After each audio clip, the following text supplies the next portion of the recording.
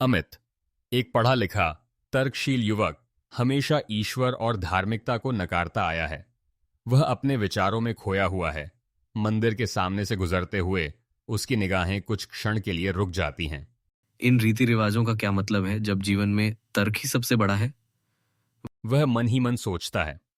अमित अनमने मन से मंदिर की देहरी पर रुकता है। उसके भीतर जिज्ञासा और अविश्वास की लड़ाई चल रही है। इतने लोग क्यों आते हैं यहाँ? क्या इन्हें सच में कोई जवाब या समाधान मिलता है? उसकी आंखों में सवाल हैं, लेकिन पैरों में झिझक। अमित अपने पिता के सिरहाने बैठा है। उसकी आंखों में डर और असहायता है।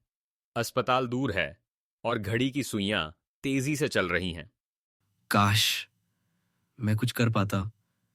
क्या सच में कोई शक्ति है जो मेरी मदद कर सके? उसकी आवाज कांप रही है। अमित पहली बार श्रद्धा के साथ गणेश जी के चरणों में सिर झुकाता है। उसकी आंखें नम हैं और वह अपने दिल की सारी बातें मन ही मन कहता है।